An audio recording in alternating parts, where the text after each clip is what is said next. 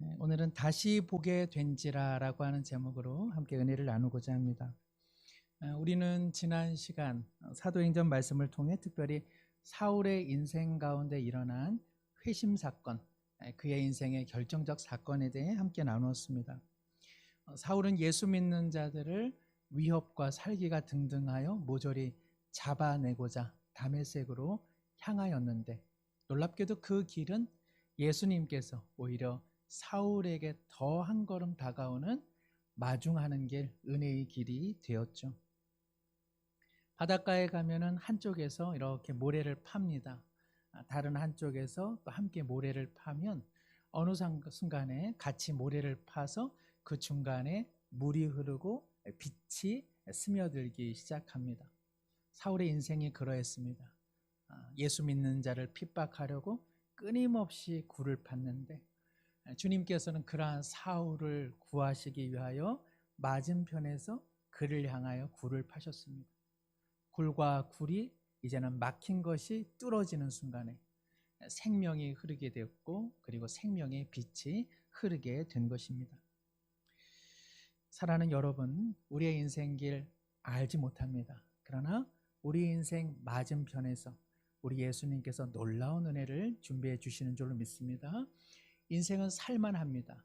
그것은 인생 자체가 어떠한 의미가 있기보다는 우리의 인생 속에 하나님께서 일하시고 우리 주님께서 선하심으로 우리의 인생을 이끌어 주시기 때문에 그러합니다.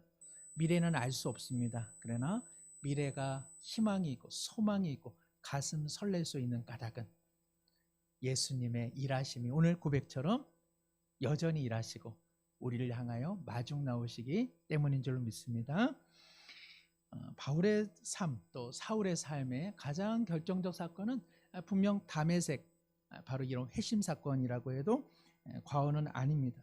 그러나 사울이 변화되어지는 일에는 단순히 다메섹의 사건만 있지는 않았습니다.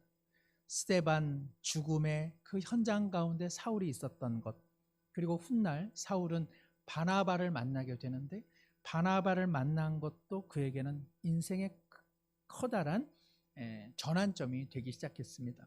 바나바가 없었다면 사울은 예루살렘 교회를 핍박한 핍박자라고 하는 오명을 벗어내기 어려웠기 때문에 그러합니다. 우리의 삶을 되돌아봅니다. 우리의 삶에 내가 여기까지 살아가는데 결정적인 어떤 사건들이 있었습니다. 그러나 뒤돌아보면 결정적인 일들뿐만 아니라 인생의 크고 작은 소소한 일들, 그리고 내게 영향을 끼친 중대한 사람이 있는가 하면, 그러나 함께 더불어 살아온 나의 가족들, 나의 친구들, 소소한 인생의 많은 만남도 오늘 나에게는 커다란 의미를 갖고 있는 것 아니겠습니까? 아마 성도님들 여러분에게 아브라함, 또 야곱, 또 요셉, 모세, 다윗의 인생의 가장 결정적인 사건은 무엇일까요? 라고 질문을 드린다면 아마 저마다 다 답이 다를 겁니다. 이 사건 저 사건이 아브라함과 야곱과 또 요셉과 모세와 다윗의 인생에 큰 영향을 끼쳤습니다 라고 저마다 이야기가 다를 겁니다. 우리 인생도 그렇습니다. 오늘 내가 이 모습으로 살아가는 것, 여기에는 어느 한 가지 중대한 사건, 어느 중대한 한 사람만 있지는 않았습니다.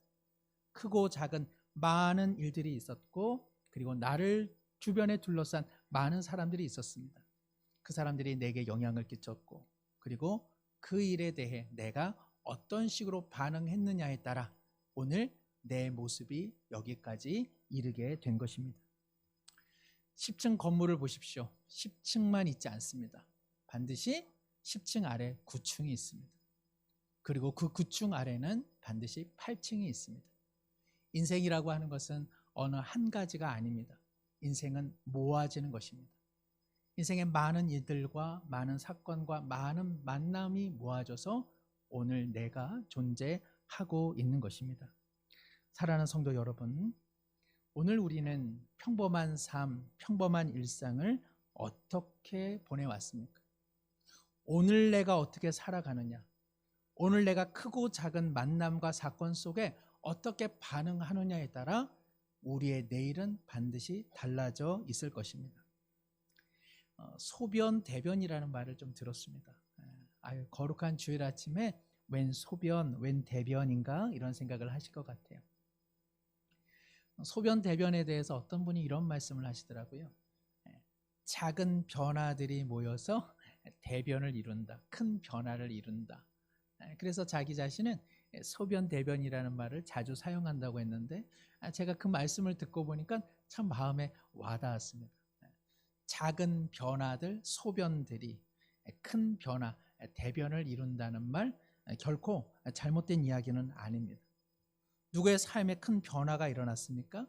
그것은 큰 사건만은 아닙니다. 인생의 작은 변화들이 모이고 모여서 그 삶에 큰 변화를 일으켜 준 것 아니겠습니까?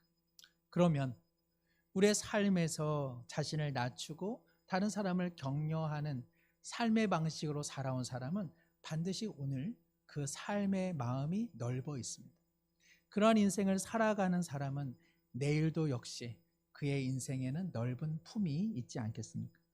그러나 오직 내 위주로, 나는 우리 가정의 남편이야, 나는 엄마야, 나는 자녀야, 나는 아들이야, 나는 딸이야, 오직 자기 위주로 살아가는 인생을 살았다면 어째 그 인생이 내일 그리고 앞으로 남을 배려하는 인생으로 살아갈 가능성이 있겠습니까? 오늘이라고 하는 생활 속에서 친절하며 웃으며 다른 사람을 이해하려고 부단히 애쓰는 사람의 모습은 비록 내일의 모습이라 할지라도 그 모습이 오늘 그에게 담겨져 있지 않습니까?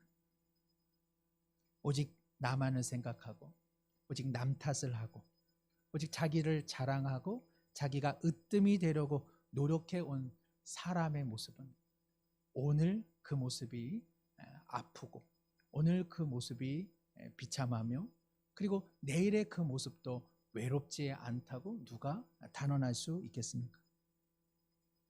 형식적인 회개만 할 뿐 신앙의 연수가 흘러감 속에서 더욱 온전한 그리스도인이 되고자 자신의 마음을 열어놓고 더 배우려 하고 그리고 주님의 마음을 더 알아가려고 하는 사모함이 없다면 바로 그런 신앙생활 가운데 과연 오늘과 내일에 무슨 차이가 있겠습니까? 하나님께서 우리에게 시간을 주셨건만 그 시간 속에서 일체의 성장과 성숙, 변화에 대한 마음이 일체 없다면 도대체 흘러가는 시간에 대해 아쉬워할 까닭이 무엇입니까? 저는 제 자신에게 묻습니다. 그리고 우리 성도님들에게 묻습니다. 믿음이 좋아졌느냐 하는 질문이 아니라 이전보다 더 온전한 그리스도인으로 변화되어지고 성장되어 가고 계십니까? 혹여 멈춰버린 것은 아닙니까? 주위에서 사랑하는 아내와 남편과 자녀와 부모님과 형제지간들이 오랫동안 신앙생활하는 우리 자신을 향하여 어떠한 감동을 느끼는 것 그렇게 여기십니까? 누가 예수 안 믿으면 예수 믿으라고 하는 질문은 하지만 그 사람이 도리어 내가 교회 다니는 사람 아는데 참 당신은 일반 교회 다니는 사람하고는 좀 다른 것 같아요 라고 하는 이야기를 일평생 살아가시면서 몇 번 들으셨습니까? 오랫동안 함께 신앙생활 하면서 나도 저분처럼 내 신앙이 내 삶의 나이가 저 정도 되면 저렇게 변해 있으면 참 좋겠다 그렇게 본이 되는 분이 계십니까? 혹여 나도 참 안 변하는데 저 사람도 참 안 변해 라고 하는 그런 안타까움을 자아내는 인생으로 내 자신이 살아가고 있는 것은 아닙니까?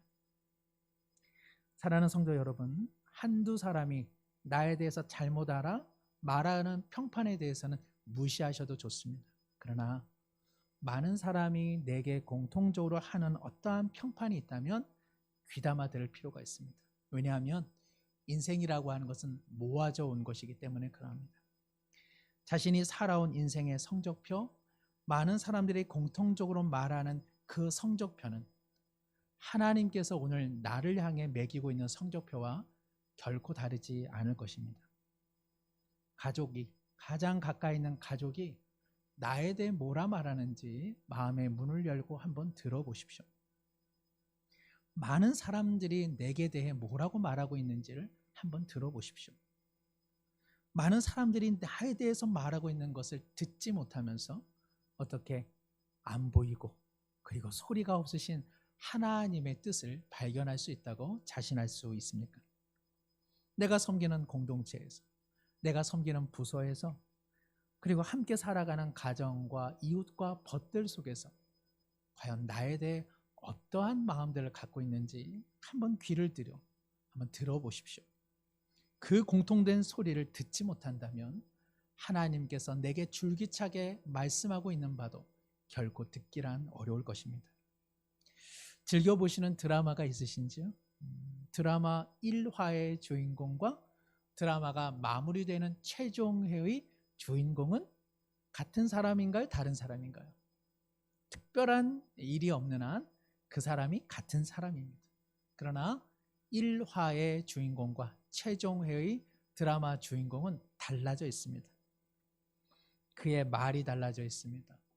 그의 행동이 달라져 있습니다. 그의 생각과 가치관이 달라져 있는 것을 우리는 종종 보게 됩니다. 같은 사람으로 드라마 1화에 시작했는데 마지막 최종회의 드라마 주인공은 훨씬 멋있는 모습으로 달라져 있습니다. 만일 주인공이 그러한 변화와 성장과 성숙이 없는 한 그러한 드라마를 마지막까지 본다는 것은 얼마나 시간 낭비입니까? 그런 드라마를 보고 우리 모두는 괜히 봤어. 내가 처음부터 봤으니까 그냥 본 거지. 뭐 이따위 드라마가 다 있어. 이렇게 이야기하지 않습니까? 인생도 그러합니다. 신앙도 그러합니다. 신앙은 성장 드라마입니다. 신앙은 반드시 성장 드라마가 되어야 합니다. 하나님께서 우리에게 시간을 괜히 주신 것이 아닙니다. 하나님께서 우리에게 시간을 주신 것은 뭐 대단한 사명이 있어서가 아닙니다. 뭐 세계를 선교하고 수다한 사람들을 하나님께로 돌아오라고 하는 그 사명을 우리가 아직 감당하지 못해서 아직 우리를 부르지 않으신 것, 그런 것 아닙니다. 왜 하나님께서 아직 우리를 부르지 않으실까요? 그것은 우리로 하여금 드라마 최종회의 주인공처럼 한번 변해보라는 것입니다. 천국에 가면 일순간 다 변할 터인데, 그러나 그러지 말고 세상에서 무수한 사건과 만남과 관계성 속에서 한번 온전한 그리스도인으로 자기를 변화시켜 보라고 우리에게 아직 시간을 내어주신 것입니다. 그럼에도 불구하고 시간이 흘러도 믿음의 농도는 여전하며 하나님을 향한 열정은 멈춰 있고 신앙의 인격과 말씨와 마음씨가 예전 그 모습 그대로 유지하고 있다면, 사랑하는 성도 여러분, 그 성도의 시간은, 육체의 시간은 흘러갈지언정 영적인 눈으로 보자면 그 성도의 시간은 이미 멈춰버린 것입니다. 사랑하는 성도 여러분, 하나님께서 아직 우리에게 시간을 주지 않으셨습니까? 성숙되어지고 성장하고 더 자라나라고 우리에게 기꺼이 시간을 주셨는데, 우리는 그 시간 속에서 거룩한 몸부림, 온전한 그리스도인이 되고자 저마다의 노력을 하고 계십니까? 이제 한 해를 채 4개월도 남기지 않았습니다. 얼마나 아쉽습니까? 그러나 돌이켜보면 우리가 아쉬워하는 까닭은 도대체 무엇입니까? 빛으로 임하신 예수님을 사울이 만났습니다. 그러나 예수님을 봄으로 인해 오히려 사울은 3일 동안 앞을 보지 못하고 식음을 전폐하게 됩니다. 이것은 단순히 육체의 충격은 아닐 것입니다. 자신이 하나님을 위해 살았는데, 그리고 하나님을 믿기에 저 예수라고 하는 자를 믿는 사람들을 다 잡멸하는 일에 최선을 다했는데, 그 예수님께서 그에게 나타나 나는 내가 박해하는 예수다. 나는 너가 죽어 마땅하다고 생각한 그 예수다. 그러니 그의 인생의 지축이 흔들리지 않았겠습니까? 하나님을 위해 헌신한 인생이 부정당한 삶의 현실 속에서 사울은 그야말로 아무것도 할 수 없는 무력감 속에 빠지게 되었습니다. 그때 주님께서 사울을 이제 일으키십니다. 아나니아를 통해서 그에게 말씀하십니다. 직가, 즉 직선도로 변해 유다라고 하는 한 사람의 집에 사울이 지금 식음을 전폐하고 앞을 보지 못한 상태에 있다. 그로 하여금 아나니아 너가 그에게 안수하여 다시 보게 될 것을 그에게 환상 가운데 보여주었으니 너는 그에게 가라. 이에 대해서 아나니아가 어떻게 이렇게 반응합니까? 13절과 14절에 보면 주님, 사울이라고 하는 사람은 공통적으로 모든 사람이 말하기를 예수 그리스도를 믿는 자들은 다 포박하는 자요, 예루살렘에서 했던 그 일을 오늘 여기서도 하는 자인데 어떻게 그의 눈을 다시 보게 하시려 합니까? 저는 못하겠습니다. 그렇게 답변하고 있습니다. 저명한 신학자 중에 윌리엄 버클레이라고 하는 성서학자가 있는데 아나니아는 신약 기독교회사에서 잊혀진 영웅 중에 한 사람이라고 이야기했습니다. 아나니아가 안수함으로써 사울은 놀라운 하나님의 선교사로 쓰임을 받게 되니 그의 사역은 실로 영광스러운 것이었죠. 그러나 아나니아가 이 일을 시작할 때 그렇게 내키지 않았습니다. 그러고 싶지 않았습니다. 이에 대해서 주님께서 뭐라 말씀하십니까? 15절에 가라, 이 사람은 내 이름을 위하여 세상 가운데 핍박받을 나의 택한 그릇이다. 그가 전에는 내 이름을 핍박하였으나 이제는 내 이름을 위하여 기꺼이 핍박을 받는 나의 택한 그릇이다. 사울을 안수하여 다시 보게 하라. 너도 사울을 다시 보게 될 것이다. 이에 아나니아가 주님의 명령에 순종하여 사울이 머물고 있는 집으로 가게 되죠. 17절에 보면 아나니아가 떠나 그 집에 들어가 안수할 때에 18절 말씀 우리 함께 읽겠습니다. 즉시 사울의 눈에서 비늘 같은 것이 벗어져 다시 보게 된지라 일어나 세례를 받고. 오늘 본문 설교 제목이 다시 보게 된지라, 헬라어로 아나블레포라고 합니다. 아나라고 하는 것은 접두어인데 다시라고 하는 뜻을 갖고 있고 블레포는 보게 되다, 그런 뜻입니다. 그러니까 다시 보게 된다. 아나블레포는 다시 본다, 올바로 본다, 똑바로 본다. 그런데 이 아나라고 하는 말에는요, 다시라고 하는 뜻 말고도 하늘을 향해, 위를 향해 보다, 그런 뜻을 갖고 있습니다. 그러니까는 아나블레포는 이제 사울이 위를 향하여 보게 되다.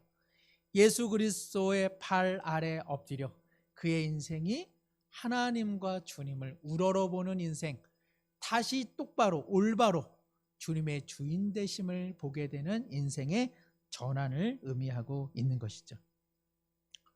그러니까 아나니아를 통해서 주님께서 그의 육적인 시력을 회복시켜 주신 것이 아니라 그의 영의 눈을 새롭게 뜨게 해준 것입니다.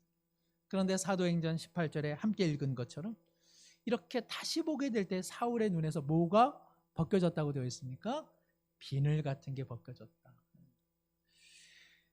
레피스라고 하는 헬라어인데요, 이 비늘은 통상 물고기 몸통에 이제 작은 비늘들입니다. 제가 예전에 어느 분에게 생선을 조금 이렇게 받았습니다. 조기였나 봅니다. 저가 한번 조기오기를 내가 한번 조기를 가지고 내가 한번 조림을 해봐야겠다. 제가 그 마음을 갖고 한번 요리를 한 적이 있습니다. 그 생물을 가지고요, 그 비늘을 벗기니까는요, 이게 난리가 나더라고요. 주방 천지가 그냥 비닐이 다 튀겨가지고요, 뭐 얼굴, 몸, 그리고 온몸에 비닐을 덮어 쓴 적이 있습니다. 선한 일을 하다가 또 아내에게 욕을 먹는 그런 불상사가 있었습니다. 선한 일을 하다가 낭망하지 마시고 때가 되면 하나님께서 아름다운 열매를 맺게 해주실 줄로 믿습니다. 우리 몸에 조그만 비늘이 하나 껴도, 눈에 비늘이 껴도요, 그 하루 온전히 일상을 보내기가 쉽지가 않습니다. 그런데 왜 사울이 예수님을 그토록 보지 못했을까? 왜 그가 그토록 헌신함에도 자기 의에 사로잡혔을까? 그의 영적 눈에는 비늘이 끼어 있었기 때문에 그러합니다. 그러니 주님께서 그 사울을 다시 살리기 위하여 그의 영적 눈에 비늘을 이제 벗겨주고 계십니다. 역으로 우리가 아무리 신앙생활을 하여도 우리 눈에 비늘이 덮여져 있는 한 우리는 주님을 온전히 바라보지 못하고, 그리고 주님의 발 아래 엎드려 주님을 우러러 바라보기를 어렵다는 사실을 우리는 다시 한번 보게 됩니다. 사랑하는 성도 여러분, 우리도 우리의 눈에 어떠한 비늘이 껴있는 것은 아닙니까? 우리의 신앙생활이 이전과 조금 더 달라졌다라고 하면 반드시 그 순간 주님께서 은혜 가운데 우리의 비늘을 벗겨주었기 때문에 그러합니다.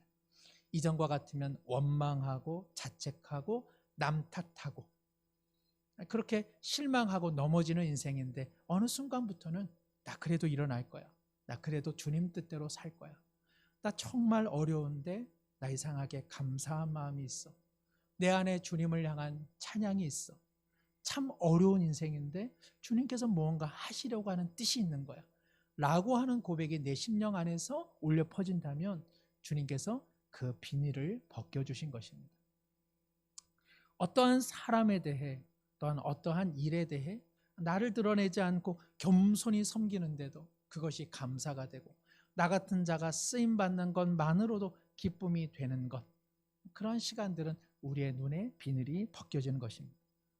내 위주로 살지 않고 내 유익, 내 좋은 것이 인생의 중심이 되지 않고 그거 좋지만 저 사람을 위해, 연약한 사람을 위해 내가 조금 은혜를 못 받아도 다른 사람이 은혜 받는 것을 보고 기뻐하는 마음이 생긴다면 그 인생의 비늘이 벗겨지고 있는 것입니다.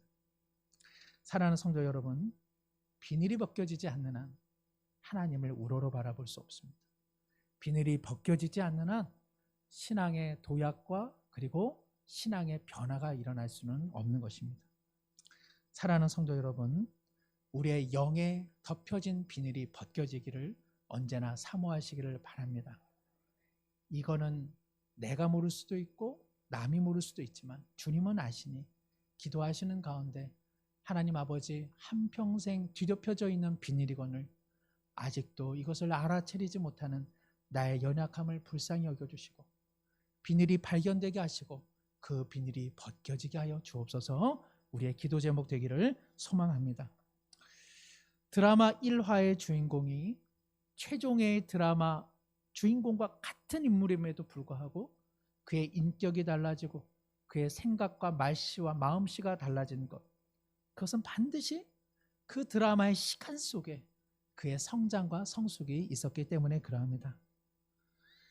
사랑하는 성도 여러분, 우리도 이렇게 변화되어져야만 합니다.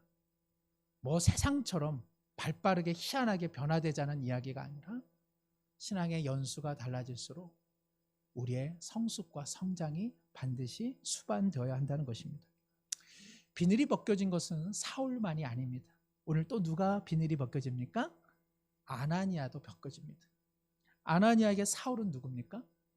오래전에 추노라고 하는 드라마가 있었죠. 이 노예들을, 종들을 잡아내는 추노꾼이 있었는데 사울은 어찌 보면 추노꾼처럼 참 사악하고 그는 참 폭력적인 인물이었습니다. 그래서 아나니아에게 사울이라고 하는 사람은 예루살렘 공동체를 공포로 밀어넣은 정말 나쁜 사람이었죠. 그런 그가 보지 못하게 됐으니 아나니아 입장에서는 쌤통이 아니겠습니까? 이건 쌤통이 아니라 하나님이 살아계시는구나. 하나님 나라를 방해하는 자, 그리고 주님을 믿는 자들을 결박하는 자를 향하여 하나님께서 내리시는 거룩한 심판이구나. 참으로 우리 주님은 살아계시는구나. 이것이 아나니아에게는 확실한 증표가 아니겠습니까? 그런데 주님께서 나타나셔서 저는 나의 택한 그릇이다. 너가 그의 눈을 뜨게 해야 된다라고 했을 때 아나니아는 얼마나 당혹감을 감출 수 없었겠습니까? 아나니아는 아마도 선배 선지자였던 요나가 생각나지 않았습니까? 아수르를 향하여 구원의 메시지를 선포하라. 요나가 그때 했던 일이 무엇입니까? 저쪽 그 지중해 항구 욥바로 가서 그는 머나먼 다시스로 출항하려 계획하지 않았습니까? 아마 아나니아도 이제는 나도 주님을 떠나서 나 다른 나라로 가서 꽁꽁 숨어 있어야겠다, 그 생각을 하지 않았겠습니까? 오늘 우리도 그와 같습니다. 참 내가 납득하기 어려운 사람, 참 나로서는 포용하기 어려운 사람, 왜 저런 사람에게도 내가 가서 함께 살아야 하고 때로는 그 사람에게조차 그리스도인으로 살아야 하는가, 너무 화나고 답답하고 신경질 날 때가 얼마나 많이 있습니까? 그런데 오늘 주님께서 그런 사람들에게 다가가라 이야기합니다. 아나니아가 주님의 말씀에 순종하여 갑니다. 그리고 그 순간 그의 눈에도 비늘이 벗겨집니다. 아나니아가 사울을 안수하고 그에게 뭐라고 이야기합니까? 오늘 17절 중반절에 보시면 그에게 안수하여 이르되 뭐라고 이야기합니까? 형제 사울아. 이 협작꾼, 이 망나니, 이 추노꾼 사울아, 될 대로 되라 이 말을 안 하고 형제 사울아 이렇게 이야기합니다. 이 형제라고 하는 말은 헬라어로 아델포스입니다. 이 아델포스라고 하는 말은 어머니의 자궁이라는 뜻을 갖고 있습니다. 형제는 누굽니까? 어머니의 배에서 함께 나온 존재가 형제요 자매가 아닙니까? 놀랍게도 아나니아가 사울을 향해서 말합니다. 나의 형제요. 우리가 같은 어머니의 자궁을 빌어 이 세상에 태어난 것처럼 너와 나는 다른 누구가 아니라 예수 그리스도가 하나님의 은혜가 모태가 되어 이제 우리는 하나가 되었다고 이야기하고 있습니다. 아나니아 역시 주님을 떠난 인생이 아니었겠습니까? 그도 날 때부터 예수님을 믿었겠습니까? 그의 인생에도 숱한 비닐이 있었는데 예수님께서 크고 작은 사건을 통해 그의 비닐을 벗겨내고 아나니아는 그때그때마다 순종하지 않았겠습니까? 그에게 참 어려운 마지막 퍼즐, 그것은 사울을 사랑하는 일이었는데 아나니아는 그 일을 감당합니다. 그의 마음이 바뀝니다. 그의 비닐이 벗겨집니다. 그러니 그의 말씨가 달라졌습니다. 사랑하는 성도 여러분, 마음이 달라진 인생은 말씨가 달라집니다. 마음이 달라지지 않는 한 말씨가 변하기는 어렵습니다. 인생 속에서 친절하고 따뜻하고 품이 넓은 그러한 사람으로 성장하고 성숙되어져 갈 때 말씨가 달라집니다. 하나님의 섭리 속에 우리는 여전한 시간을 보내고 있습니다. 왜 하나님께서 나에게 이러한 시간과 이러한 사건과 이러한 사람을 내 곁에 두었을까? 한번 신앙생활을 하면서 곰곰이 생각해 보십시오. 주일에 와서 이 자리에서만 예배 드리는 것으로 우리 신앙의 몫을 다했다 생각하지 마시고 그저 한 주간 내가 못 살아서 주님 앞에 와서 그저 얼마간의 회개를 드리고 눈물 흘린 것으로 내 신앙을 다했다 생각하지 마시고 살아보십시오. 아직 살아가야 할 인생의 드라마가 있지 않습니까? 시간이 여전하지 않습니까? 하나님께서 우리 가운데 붙여주신 사람과 그리고 인생의 일들이 여전히 있지 않습니까? 바로 거기가 신앙의 현장입니다. 한 주간 그냥 살다가 이 자리에 와서 그저 자책하고 죄송하다 말하고 그리고 하나님께서 나를 용서해 주시지 그거 정도로 신앙생활을 다 했다 생각하면 우리의 어찌 인생이 우리의 신앙이 어찌 성장 드라마가 될 수 있겠습니까? 그것이 어찌 우리의 처음과 나중이 동일하다 하여 하나님께 칭찬받는 인생이 되겠습니까? 말씀을 마칩니다. 주님께서는 오늘도 우리의 비늘을 제하시려 오늘 찬양대의 고백처럼 여전히 오늘도 일하고 계십니다.